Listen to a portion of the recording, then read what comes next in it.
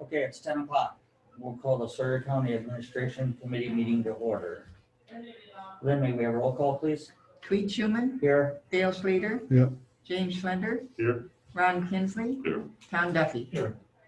Thank you, Lynn. Let the record indicate we have a quorum.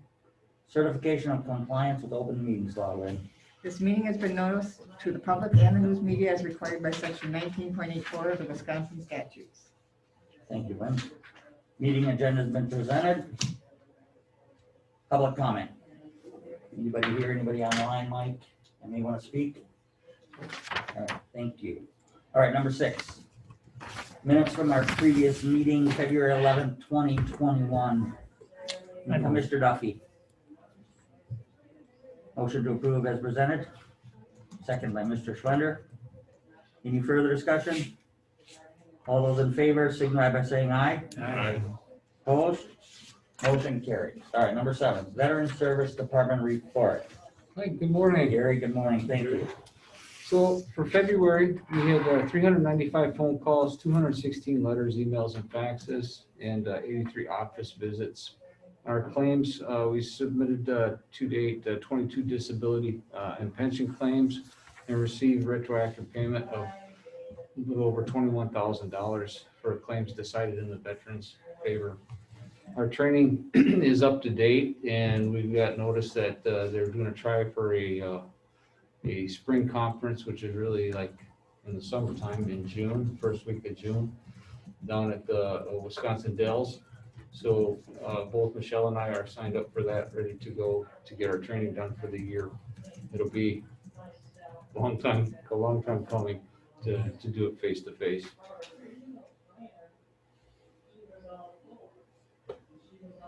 Okay, great.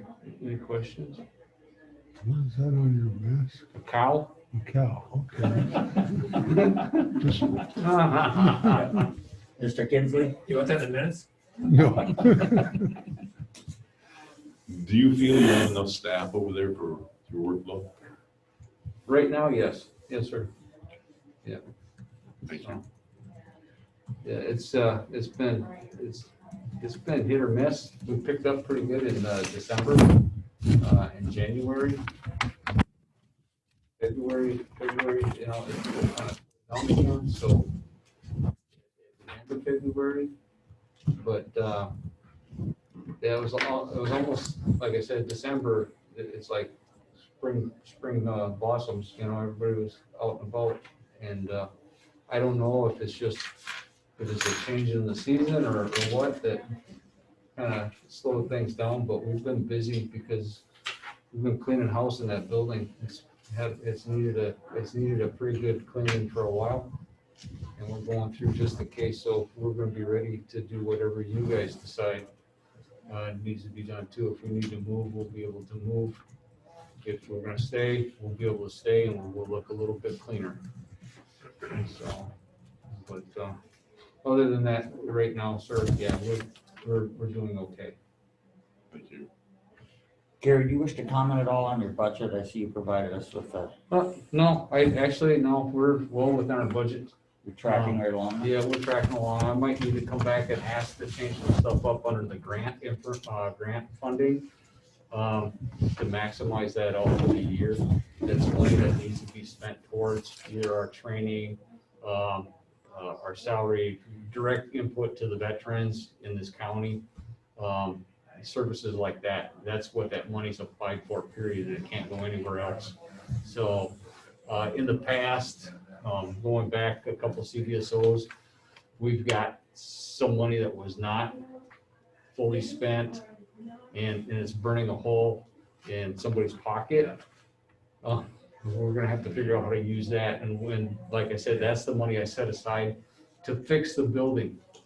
If we're gonna stay in that building, to fix it where I can get, you know, like I was talking about, handicap doors, moving Michelle's office out to accept more room in that, to be able to put wheelchairs in or walkers, because right now it can't. We have to move. Right. To serve that. Yeah. So anyway, and that, like I said, depending on what you decide, what the board decides to do is finalized, is going to decide what we do with those monies, and I will be back to you. Yeah. talk to you about it. And I think, Tom, we decided that they're gonna stay there, correct? They're not in the new remodel? Well, I think that's still up for discussion, because, that building does have some issues. It would be an opportunity to move them if we are going to. That building is older. We haven't got an alternative slot. We've talked about a couple of things, but, as we move forward with the project, we can determine, if that's something that's beneficial long-term for the county or not. Great. And Mr. Kinsey, you're looking to adding that to Public Works and Maintenance? We did talk briefly about that last evening, and there is nothing finalized yet, but we will continue to try to evaluate that best we can and keep you informed. Yes, sir, Mr. Slender. What is the cleaning issue? Is it you have mold or? No. House cleaning, spring cleaning. We have stuff that's back from the beginning of time with the CDSO office that has been sitting there. It's like it's no longer, it's just redundant or it's outdated or whatever. And we are just kind of cleaning it up. Do you have, I know there was a discussion about having, that because of COVID protocols, you couldn't have sessions in that building. Yes, sir. That's something we can at least have. We can have the counseling sessions in the building, in the renovations, correct? We don't need to relook at the office, but It's something to look at. Yes. That's, kill the conversation. Yeah. So Gary, Memorial Day is coming up. Yes, Are there sir. plans? Are you gonna start opening that up more, or I know? I haven't heard a word about it, and to be quite honest, I personally haven't even thought about it yet. I haven't even thought about it. I don't know. So I guess it all depends on what where the country's at, and then also what the other organizations, the American Legion, the VFW, the VBA, AMVETS, what they The plan on tribal doing. vets, Yes, sir. yeah. So, yeah. Okay, I was just thinking of that. No, it's a good, yeah, thank you. Okay, anything else for Gary? Thank you for all you do. Yes. Appreciate it, Gary. Okay, moving on to number 8, Information Technology Department report. Mike? Good morning. So I got my report in front of you. Just a few things to mention. Our backup system for the courthouse, we are working with the vendors actually going to be on site this afternoon, helping us get that set up. And through next week, that'll be fully deployed. And it was great timing because one of our backup devices did fail. We had a contingency disk server that we're using now. So it's not as fast as we would like, but it's working. And so this new system is very timely. Jail video conference, that's another thing that's actually happening today. In the jail, the video units are very clunky and old, and they're going to be replaced, and that project should be actually done as of today.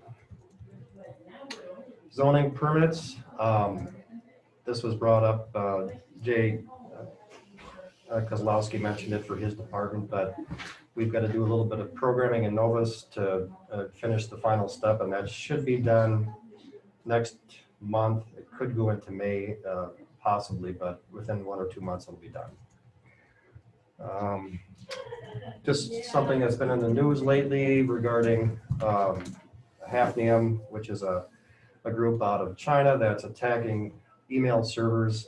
We are remediated, but out of an abundance of caution, we are going to be doing some scans. It would affect the sheriff department.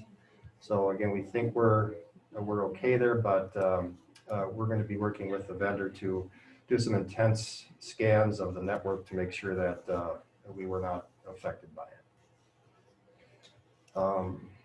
Highway department has a couple of requests. They need a phone in the garage and antennas. The only reason that's been kind of lagging is we required help from maintenance to get us drilling through some concrete for that. So as soon as they do that, we'll finish those projects out. That's all I've got unless there's questions. Well, so Mike, are you following within your budget then, with all these projects you got going? Have any of these come up where you have to do an adjustment or? These are budgeted items and just the things like the zoning, Jay is paying for part of that. Okay. And the highway shop, they're considered pretty small items. We already have the equipment for it, so it doesn't impact. Sure. So otherwise, for this year so far, there's no budget problems. Great, thank you. It's early. Anybody else, anything for Mike? It's really done. Appreciate it, Mike. Okay. Number 9 then, human resource report. Rose? Hello. Have my report here. We had several new employees start last month, and they're all doing well. Seem happy and settled. Still recruiting for a few positions. We have 2 open, child protective service, welfare, social workers, but we're not getting any applications for them. So I don't know You screwed that up. how or why. Working with Laserfish, that's that project to do our onboarding documents. I've gotten some information from other counties that are already using it, so we'll just kind of use their design rather than reinvent the wheel. And Templex Plus EMS is using it. They are clocking on the advanced scheduler stuff. This payroll, well, they're doing it both on their old system and the new system, so that we can pull the new system and see if, if everything is working correctly as it should be. And we're gonna do another payroll, the next payroll, they will also do both. And then hopefully after that, they can just start using Timeplex Plus and not have to use the old system. I have a call with the Sheriff's Department and Timeplex Plus this afternoon, see if we can get them up using the advanced scheduler.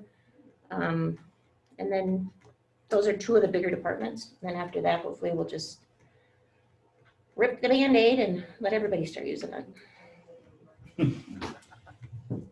That's all I have, unless you have questions. Rose, I see there's 2 resignations within Health and Human Services. Yep.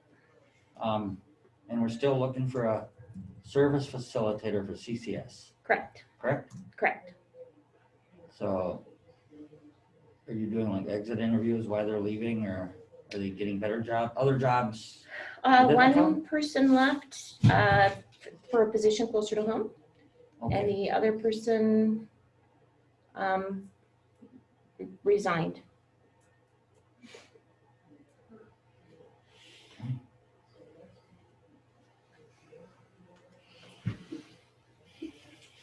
Good job. anything else for Rose, anyone?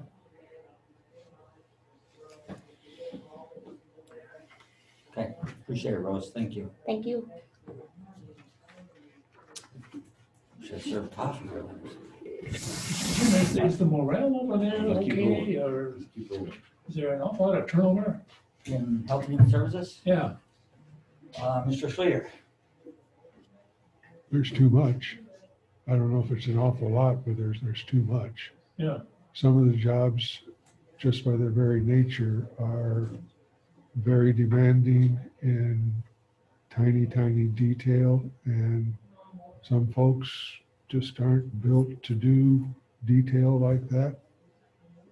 So it's been hard to fill those types of positions.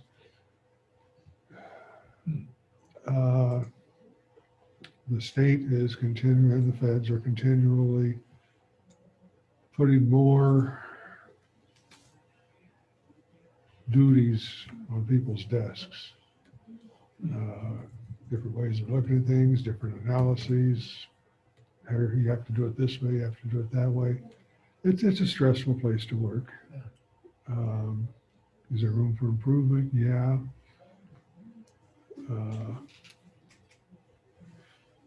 They're struggling. We're trying to, biggest thing is budget.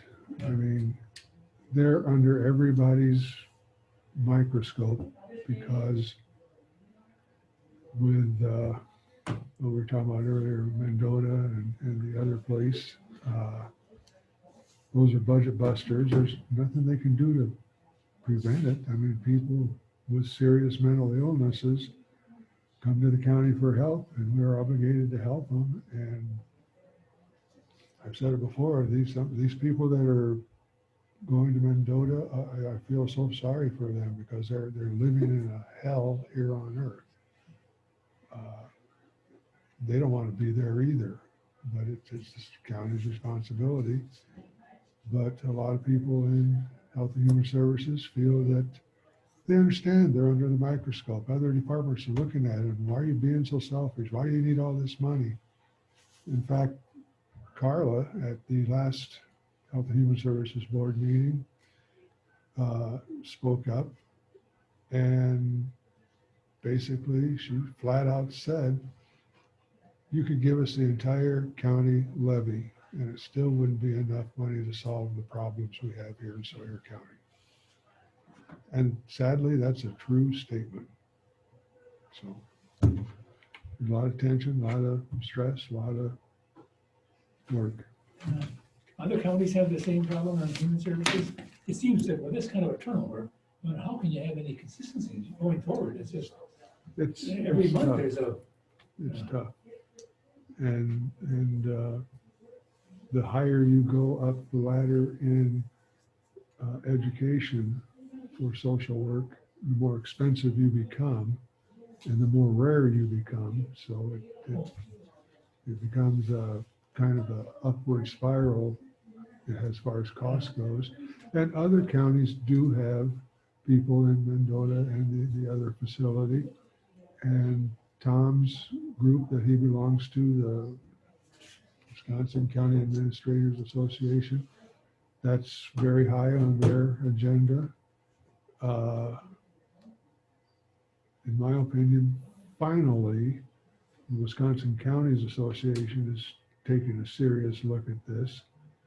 I was pretty disappointed it took them a while to actually think maybe we should do something. Maybe Health and Human Services Day at the Capitol is coming up, either by Zoom or by in person, depending upon what the regulations are. I think we need to send some Health and Human Services people down there with some others and just push hard. This is a recipe for bankruptcy. And the state has to change.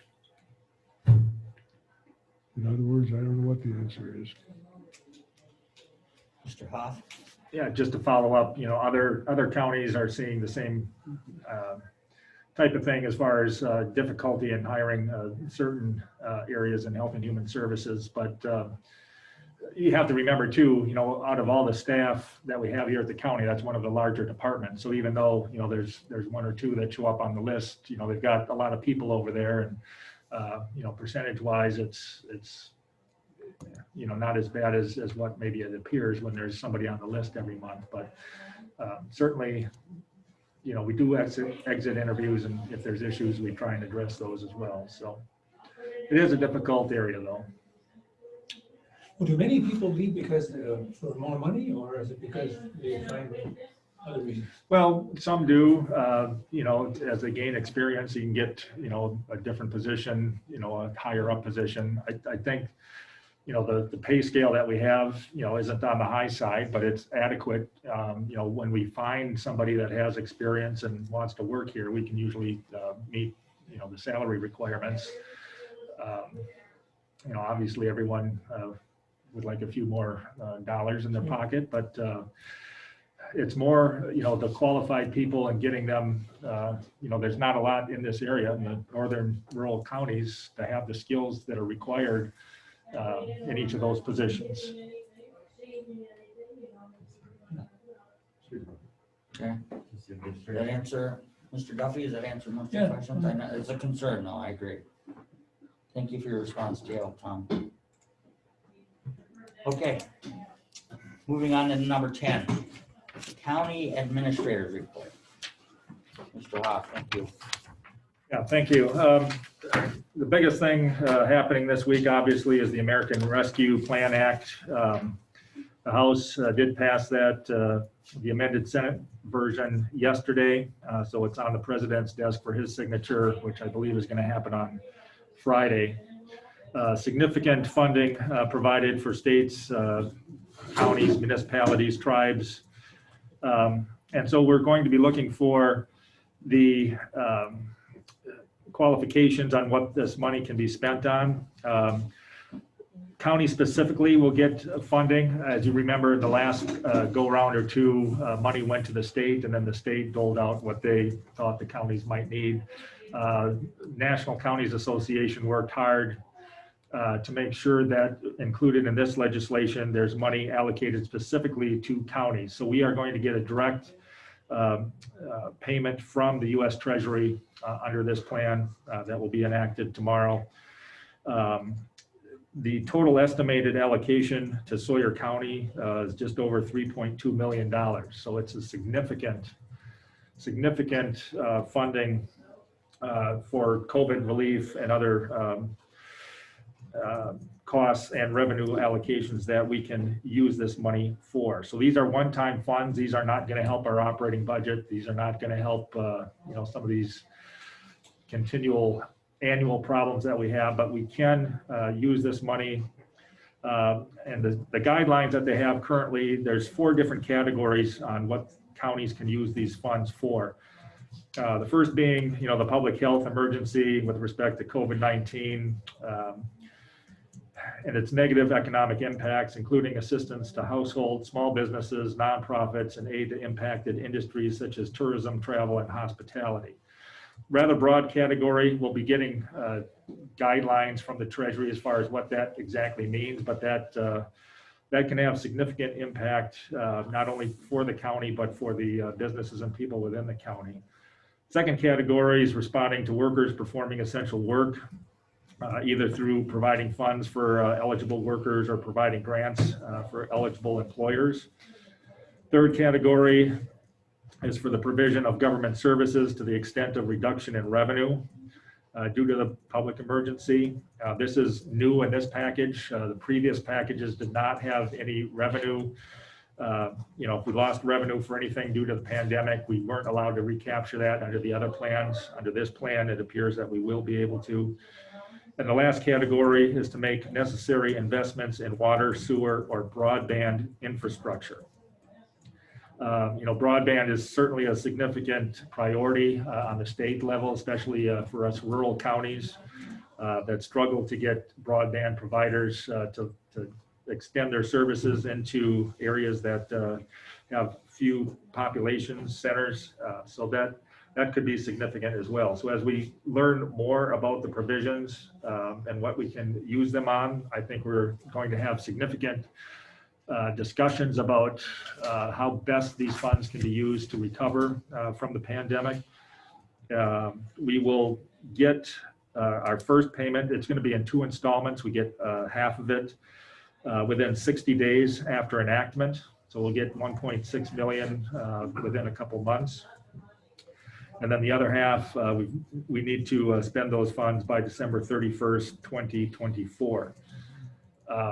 And there'll be reporting requirements that we'll adhere to ensure that the funds that we get are used for the purposes outlined within the plan. And again, we'll get guidelines as far as what those expenditures or revenue recovery could be.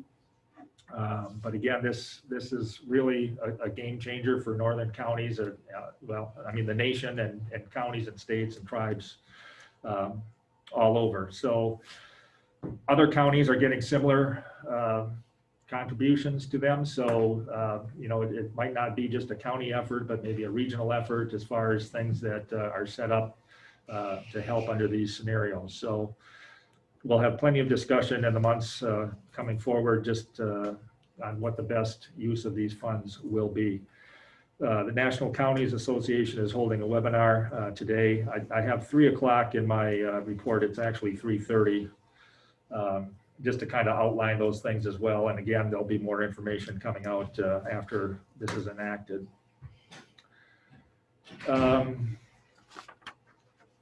Any questions on that?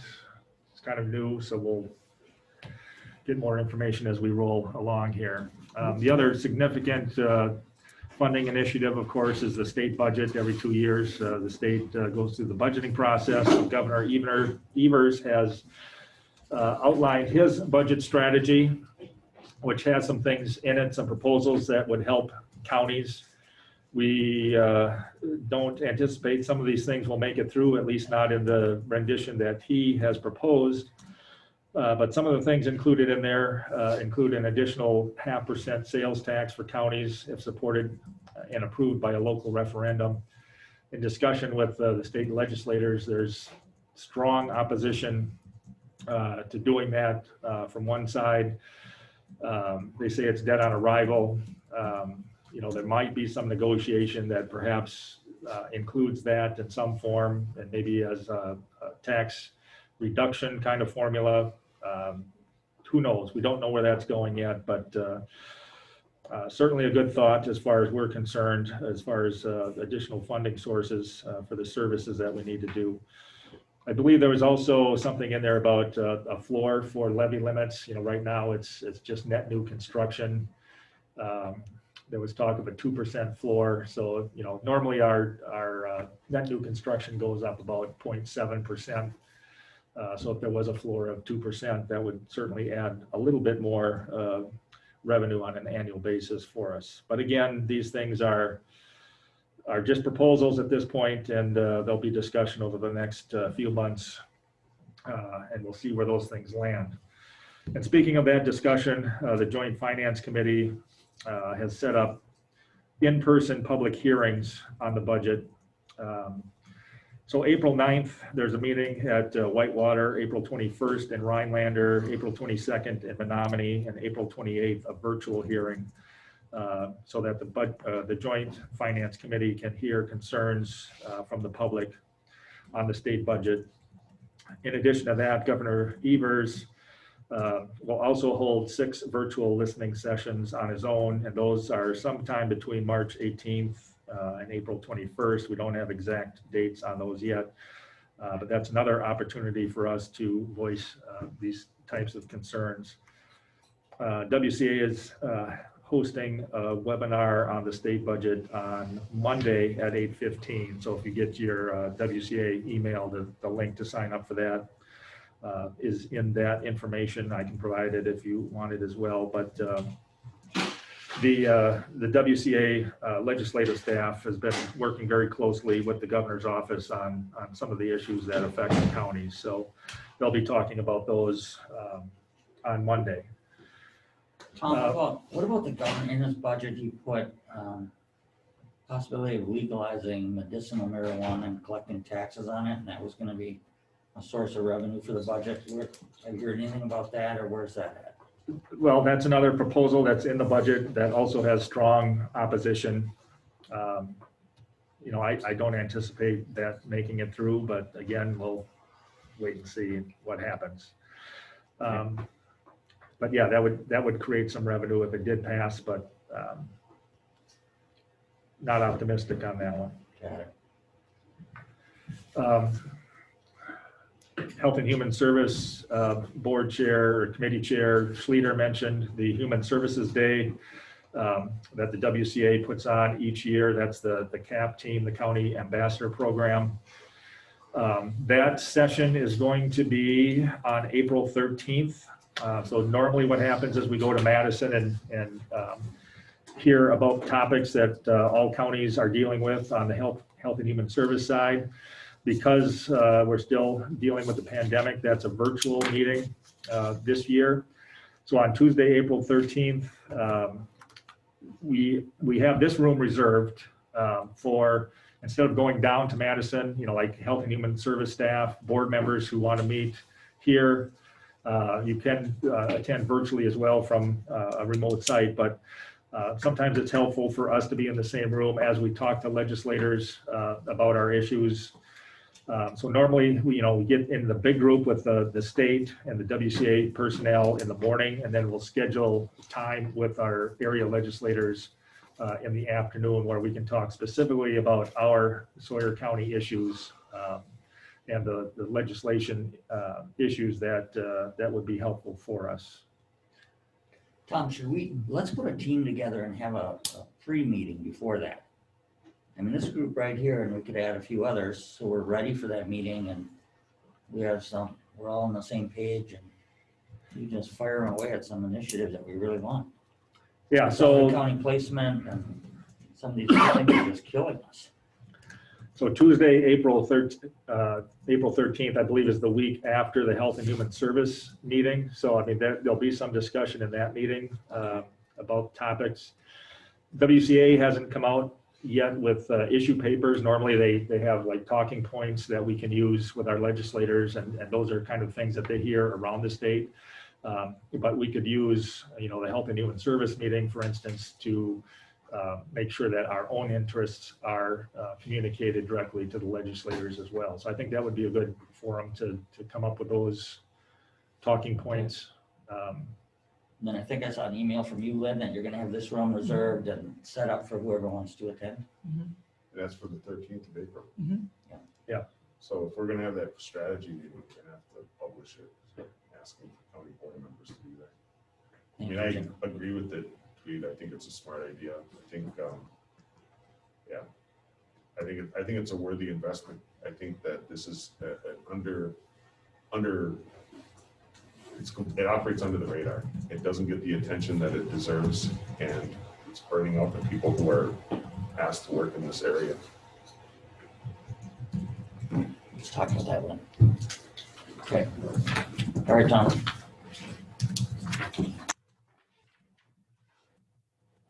Yeah, so that is the WCA legislative exchange that was earlier this month, March 3rd and 4th.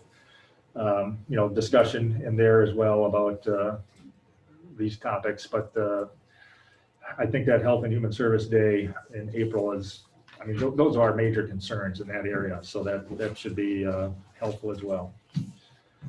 I listed some other topics as well, if you want to ask any questions about those. What?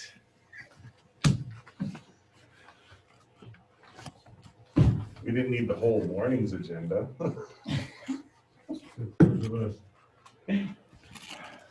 Tom, are we gonna be able to use any of this rescue plan act money for any health and human services issues or anything? Can any of that be COVID related or?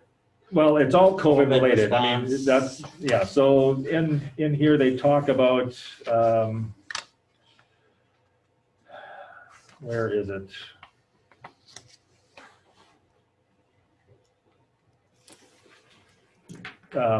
Funds to be used for public health emergency with respect to COVID-19 and its negative economic impacts.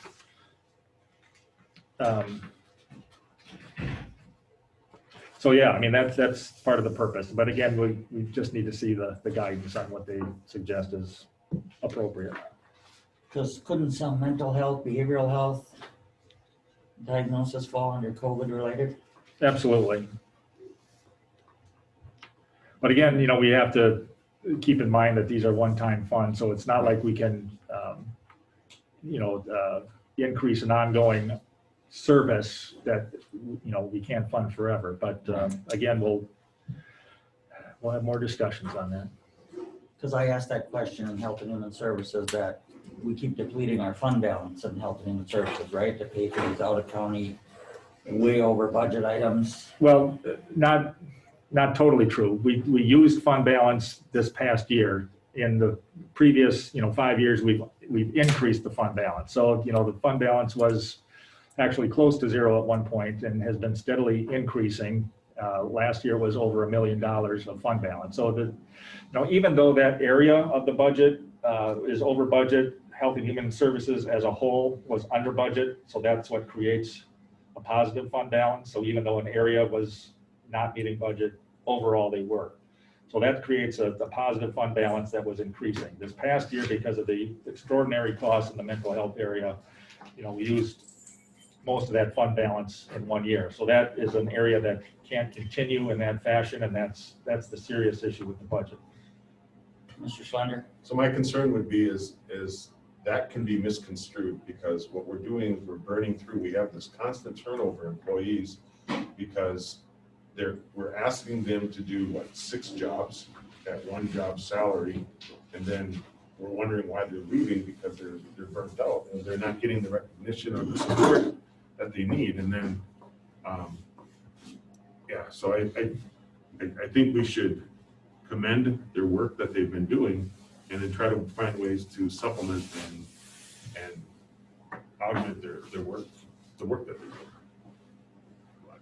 Yeah, and I think to piggyback on your point, in finance this morning, we talked about, the services that we currently have and looking out 5 years, what does it look like? And the revenue stream with the levy caps and, like next year, means our expenses are 27% higher than our revenue to do the same services. So every year we try and do the best we can, and by reducing the services, not reducing service programs, but the people doing those programs. So it becomes more and more stressful for employees to do the jobs with less and less resources. And that 27% gap is just to do the same thing that we're doing now. If we wanted to improve services in any of those areas, that's going to take more money. So there's the rub between what we can afford and what we are supposed to be doing, mandated from the state.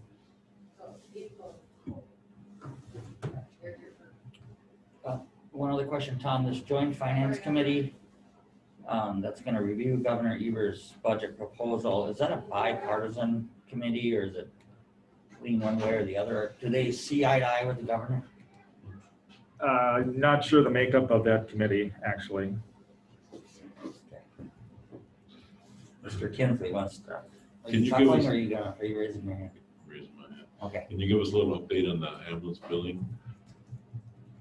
As in, I know one time you were talking about bringing it back in-house, but I don't think we want to do that. Have you made any progress with them, outside source? Yeah, the ambulance billing company, that company was purchased by another entity, another individual. We had a discussion with him a couple weeks ago now. We tried to schedule a meeting this week that got away from us, but it became evident in that meeting that there were some things in the processes that were falling through the cracks as far as following up. They did a good job billing something, but if there was a snag as far as, an insurance number wrong or not having correct information, and so it got kicked back, those things weren't being followed up timely. So we're having them implement different personnel to address that. And so we're going to have a follow-up meeting to see that those things were addressed. There was also some Medicare funding that got backlogged, and so we should see some more of that money coming in from last year in a lump sum that hit a snag somewhere. So yeah, there were some issues that hopefully we're starting to resolve, and I don't think we're going to be bringing that in-house, at least until we exhaust all possibilities of this working. So yeah, there's some snags right now that we're trying to work through. Thank you. Okay. Any other board members have anything for Mr. Hoff?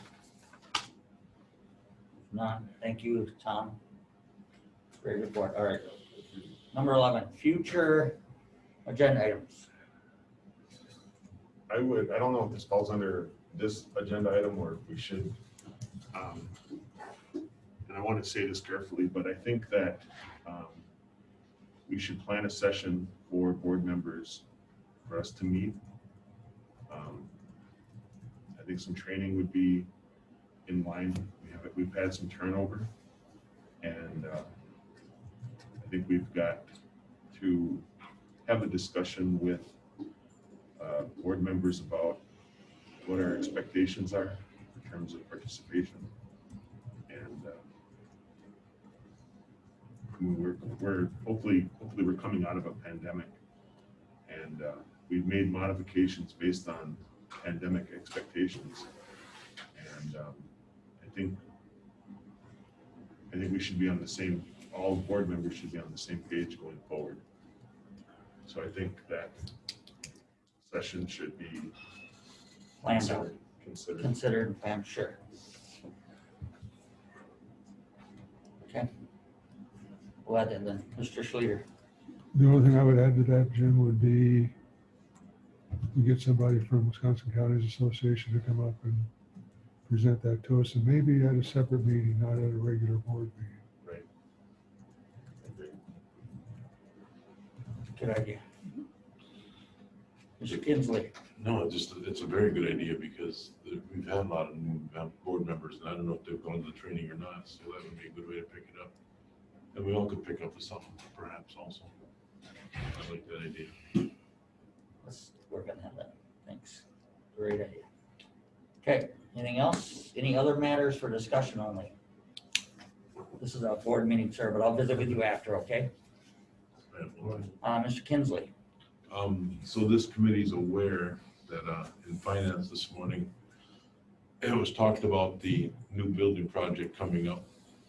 And with the workload of Mr. Mike Keith and Mr. Tom House, it was suggested that they look at a way to bring in some more help for them to get through some of the area that they're going through.